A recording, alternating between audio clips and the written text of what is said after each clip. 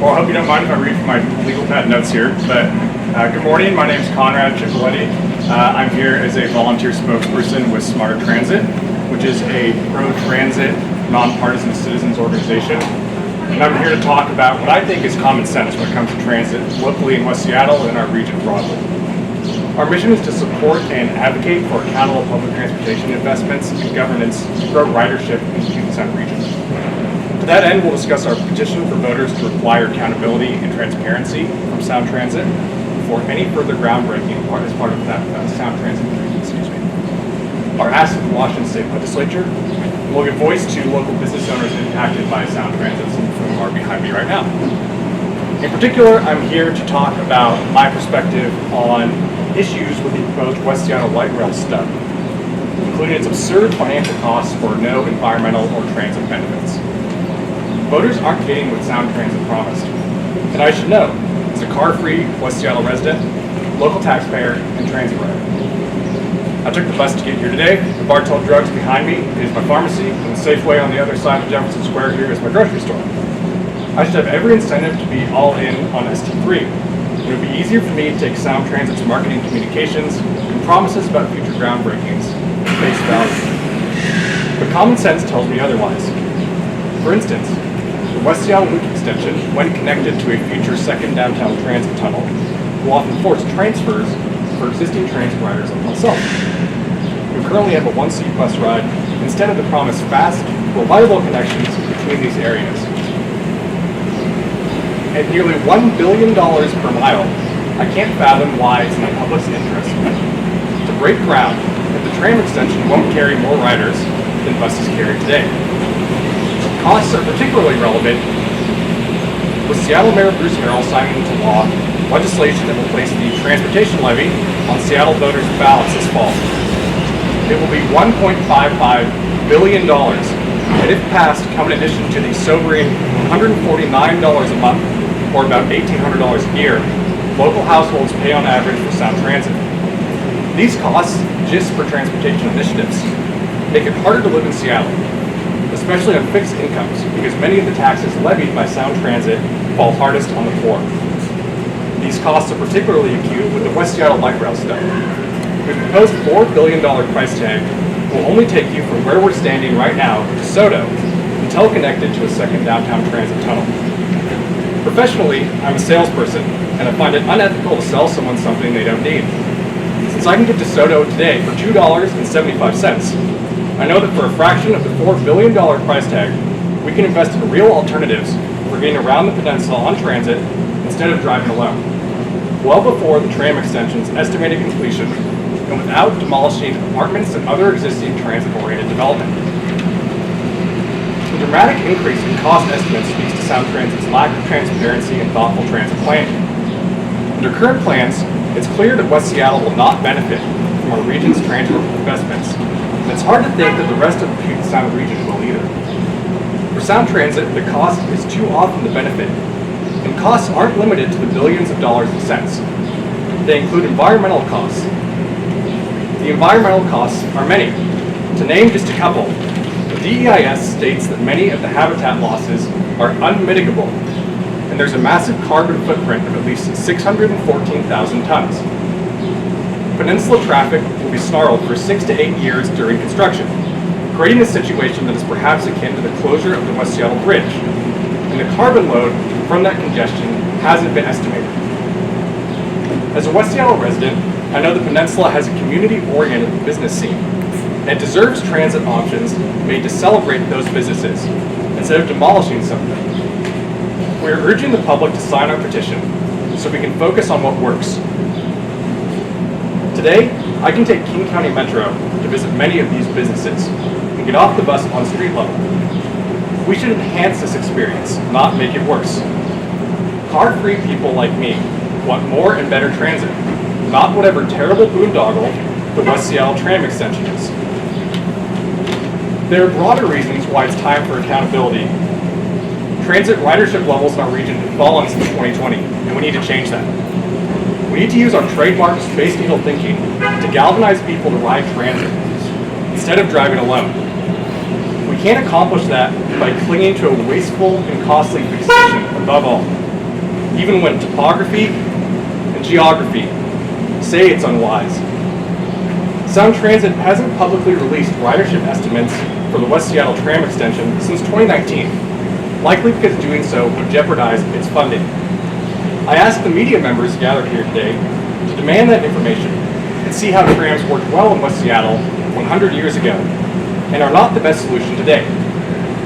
With the advent of other modes in the decades since, and much more recent changes due to remote work, the focus should be geared toward flexibility and less costly technology than the transit deserts. Essentially, what you'll hear from the other speakers today is as follows. If you behave like Sound Transit and break promises to voters, have taxes that never sunset, if you don't grow transit ridership, and if you create greenhouse gases from construction instead of massively lowering them, as promised to voters, you need to be reined in. You need to pause everything and get back on track. With that, I'll turn it over to Kim, who will talk about the West Seattle Link Extension in more detail. Thanks. Thank you, Conrad. Yeah, thanks, Conrad. Good morning, everyone. My name is. Oops, did I just? Did I just? Yep, that's something I actually need to. Sorry. It gives me a moment to take a breath. I'm really nervous. I don't like public speaking. My heart is beating a billion miles an hour right now, but this is such an important issue that I'm here. So, my name's Kim Schwarzkopf, and I've lived in West Seattle for close to 30 years.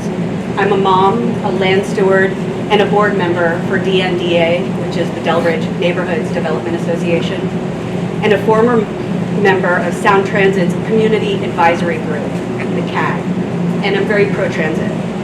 The North Delridge/Avalon area has been developed as an urban village. We already have rapid ride transit that takes us downtown in a one-seat ride and lots of transit-oriented development. So we really don't need a $4 billion light rail stub, especially one that doesn't improve transit for all or decrease congestion and emissions. We especially don't need one that will destroy our environment and displace people and businesses. For decades, we've been told that light rail is the solution, that light rail would solve all of our climate woes. Well, it could be the right solution in some places, but I've since discovered that there is little to no benefit to building a West Seattle link extension. There are no good options. The preferred routes have negative impacts on the environment, with some aspects deemed unmitigable. The route crossing the Duwamish River, Seattle's only river, is especially concerning. The construction of this huge, 160 feet high, 60-foot wide structure will disrupt our river and all the creatures, acres of trees in the greenbelt that was once considered to be an Olmsted Park, almost, and also the heron colony on Pigeon Point. It's hard to trust that Sound Transit will be able to pull off this engineering feat, knowing how many big, expensive surprises have already emerged while building other less complicated sections of the system. The Delridge route, Del 6, would disrupt Longfellow Creek, which is one of the only creeks in Seattle where salmon and beavers are returning, and take out precious tree canopy also. This route hasn't even had proper studies yet. The city is bound to run into many surprises. The preferred routes will have negative impacts on transit riders, especially at the Delridge station.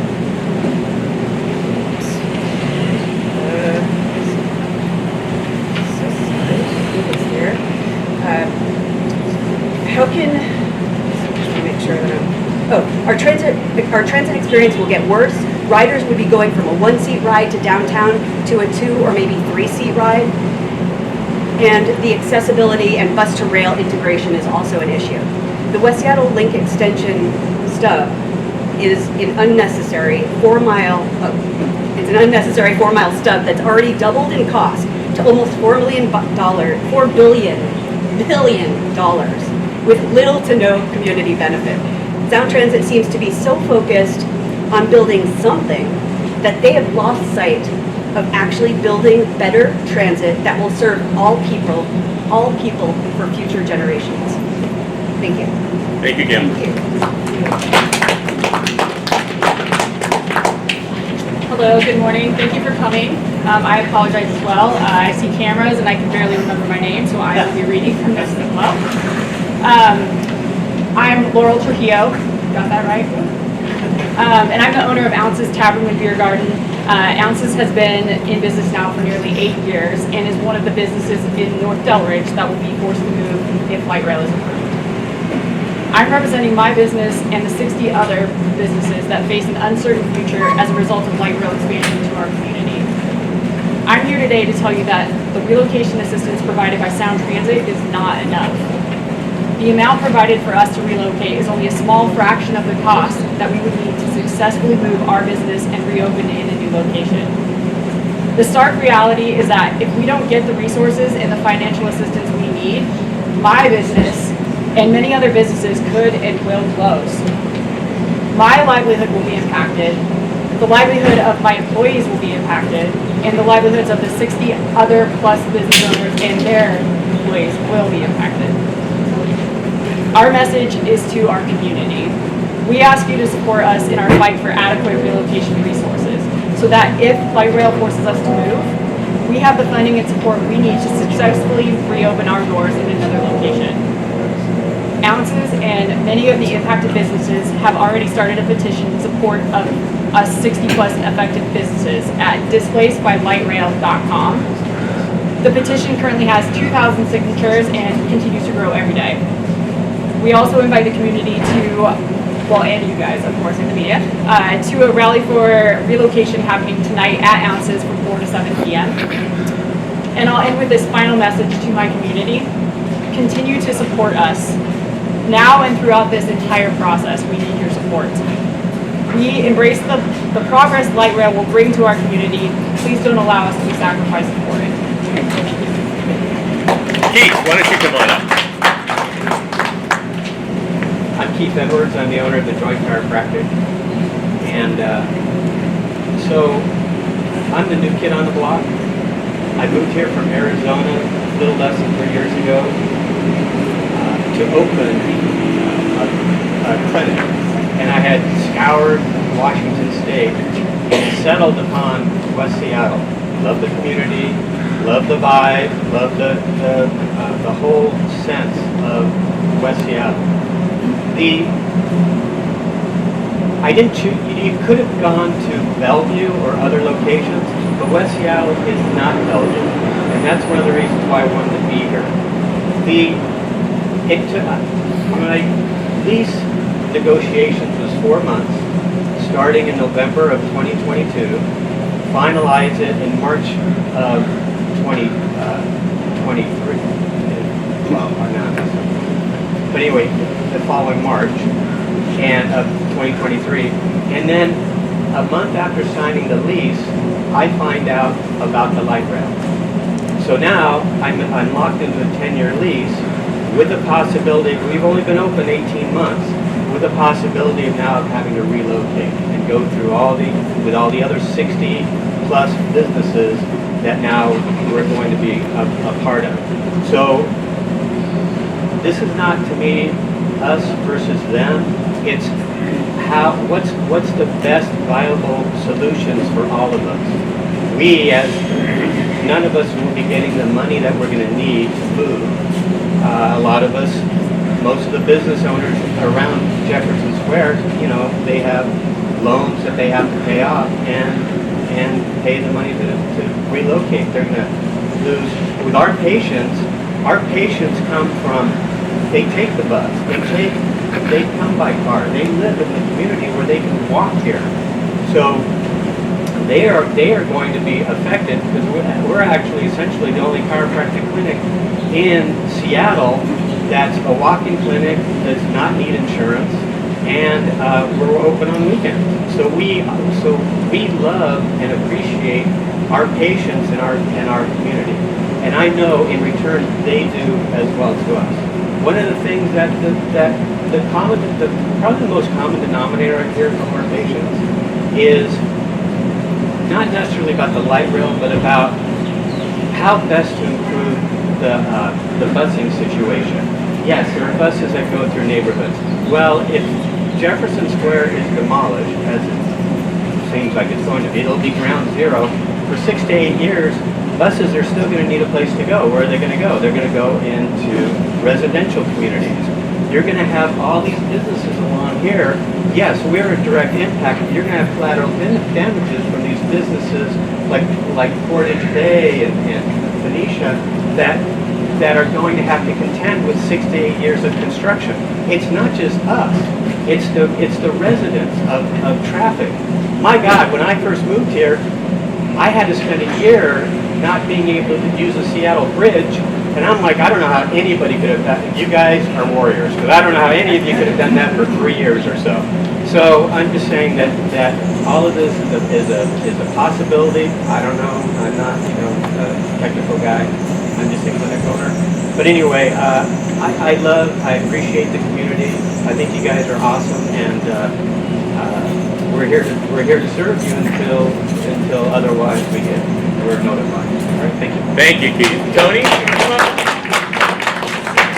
Hi, my name is Manuel Hernandez. I have a grocery store in Everett, Washington. We have been there for 18 years. When we first started, we had 1 suite. We were very tiny. Now we're lucky enough that we expanded to 8 suites, and we have a pretty good community that supports us. And we survived the recession, the pandemic, and we struggled, but we were able to get through it. And now we're dealing with this. We've finally been able to breathe a little, pay off most of our debts, try to get back into the black, get everything going. And now that we found out that because of SB3, the possibility of my store being demolished is very, very high. If that happens, I need roughly $4 to $5 million to move the store. I don't have that kind of money.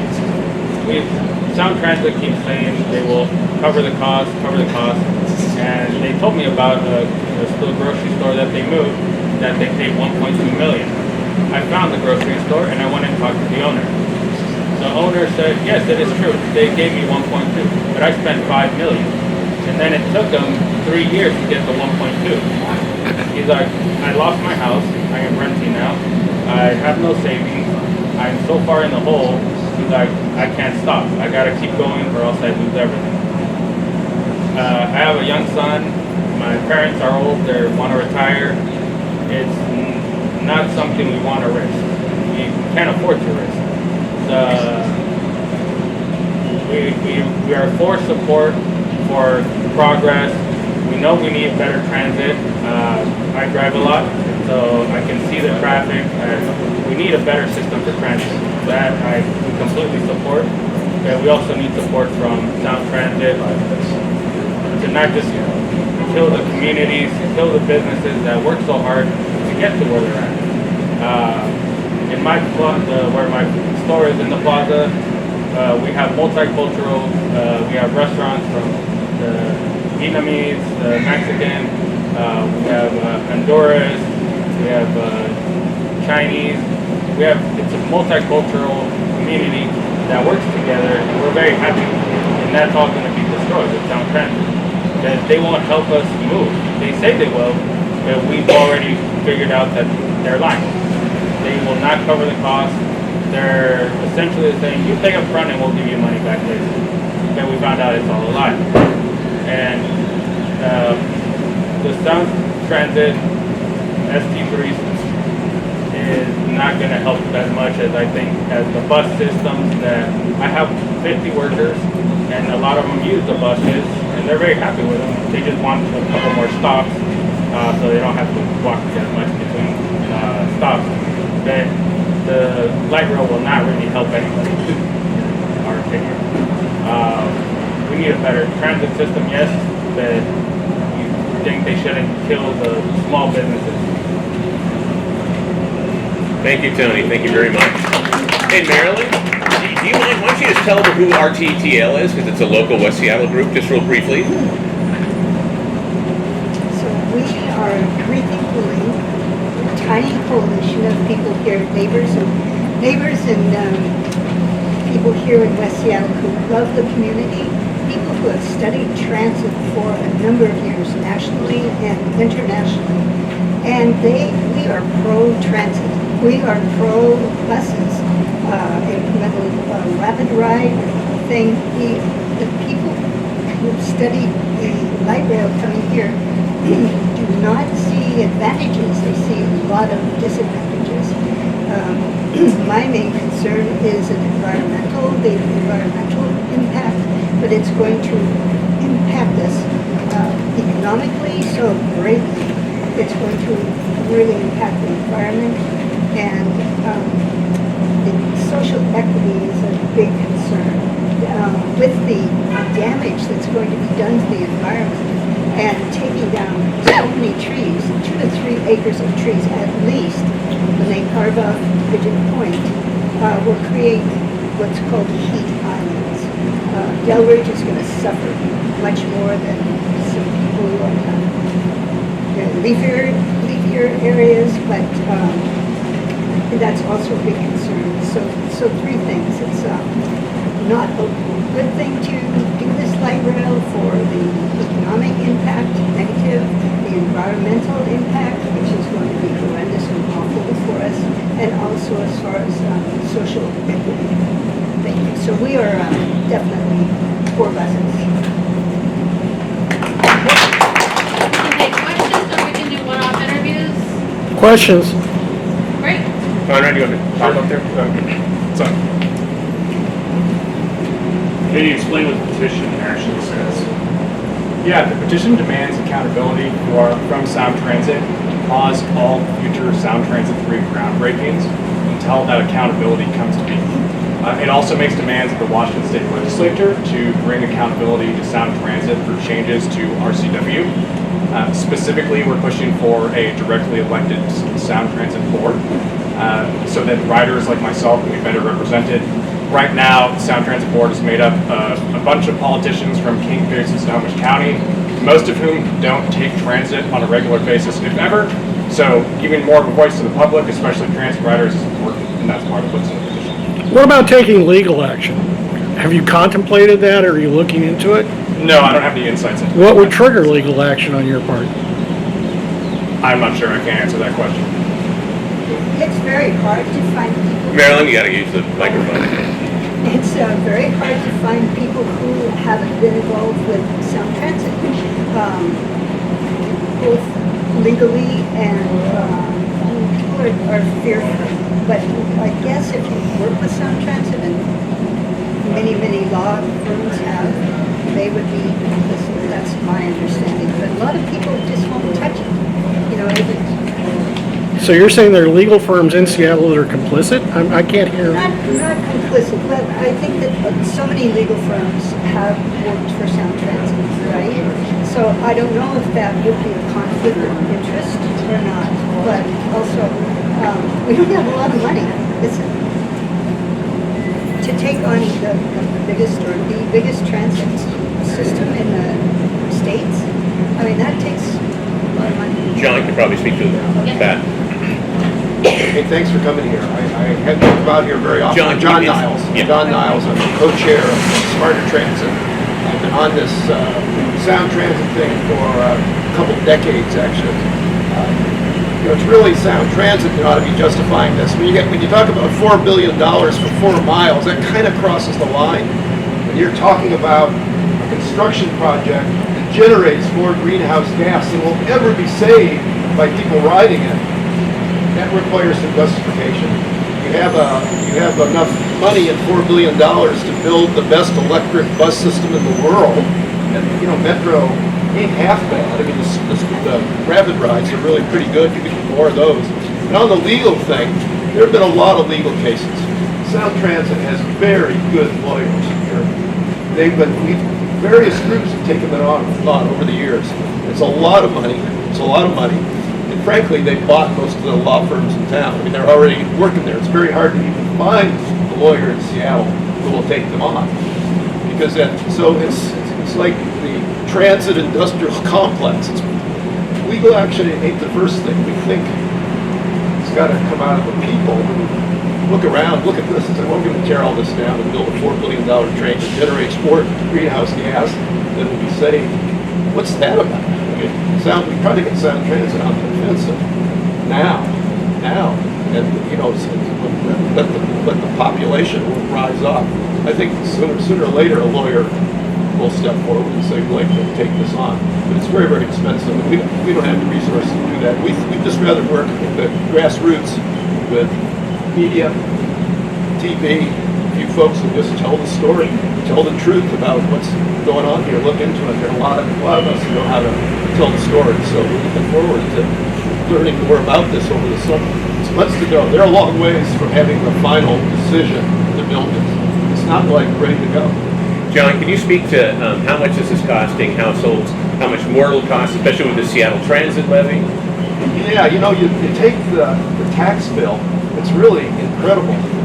If you take just the local taxes, putting aside all the federal money and the bond money, and just divide the sales tax and the tab tax in a year by the number of families, I mean, that's a very rough kind of thing, but it's like $1,700 per household.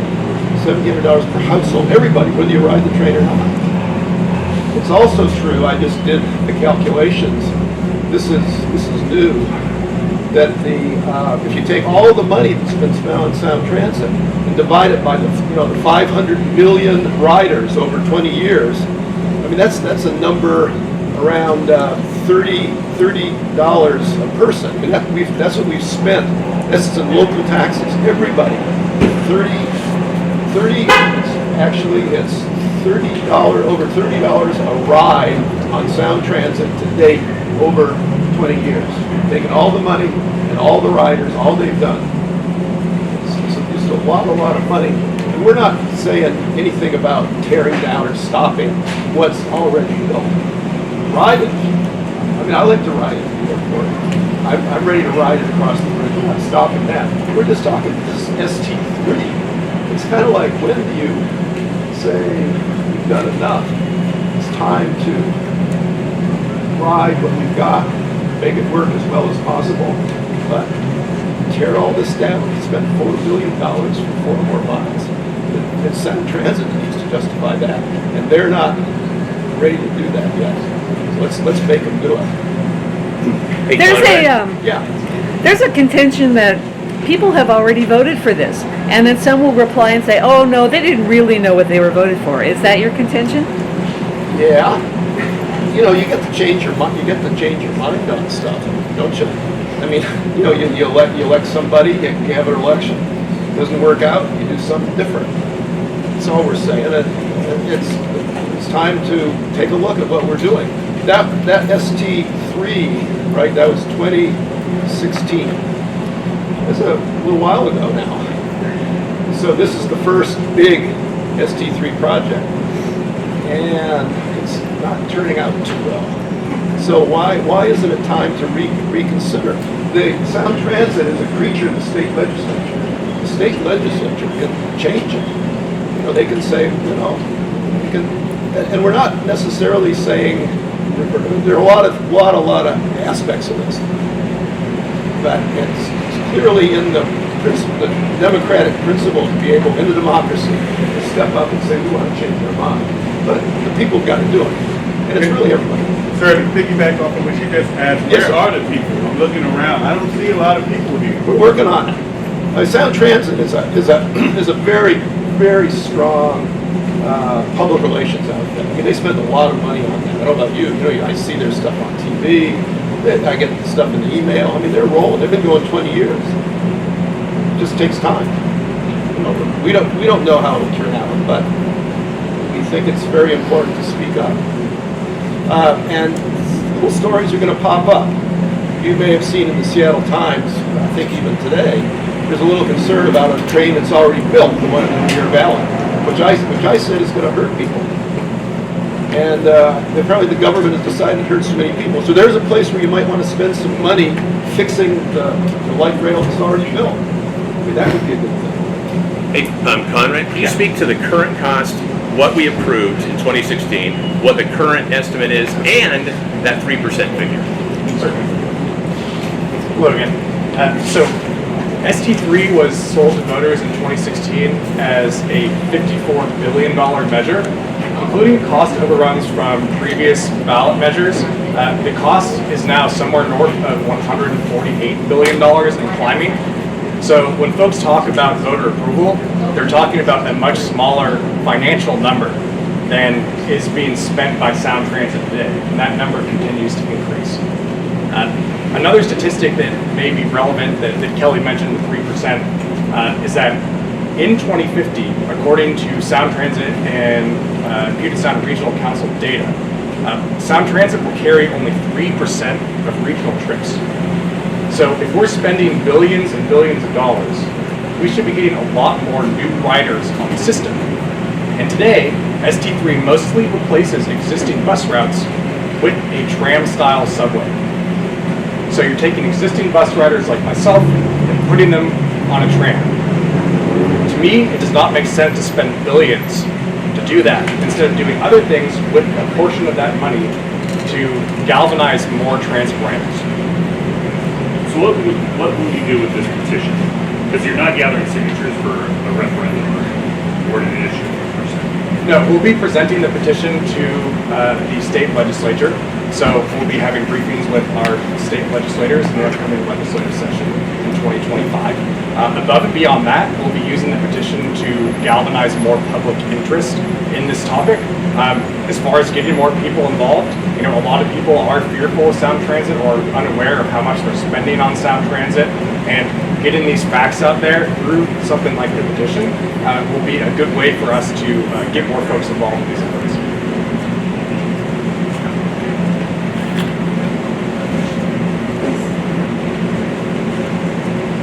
Someone mentioned the recently passed transportation levy in the city of Seattle.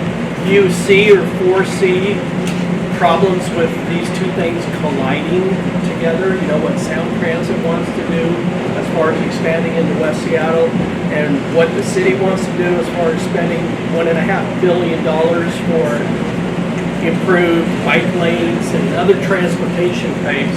It just seems like everybody wants to do their own thing, and I don't see a plan to make it work together. Yeah, I agree with the premise of your question that there are issues in planning and coordination between the city government and regional government through the form of Sound Transit. You know, Sound Transit is really a political kingmaker. It is pretty much all powerful. So in many cases, the city has to even change laws or do other things to defer to what Sound Transit wants to do. The reason we brought the levy is because folks are already paying, you know, some $1,700 to $1,800 a year per household to Sound Transit today. That's just for transportation initiatives. Paying another gob of hundreds or thousands of dollars to the city for transit infrastructure, in addition to what we're already paying Sound Transit, seems unwise. And combined together, it's a huge cost on local taxpayers like myself and many of the folks over here today. The monorail went through several ballot initiatives. Have you talked about that amongst yourselves at all? Personally, I've not had many discussions about the monorail, though. But I know there's a large history of... No, I'm saying that there were a large number of ballot issues for that transportation piece. Are you talking ballot issues? I'll defer to John on that. No, there's nothing on the ballot right now. No. Are you Would in you the future? consider one? Would you consider doing that? We think that's fine. And that if someone wants to start that, we would support that for sure. But you know, the race that's right now, it's pretty interesting. This is the gubernatorial race. Both the two leading men, right? Democrat and Republican. Riker and the Democrat, what's his name? Right. They both know about this, for sure.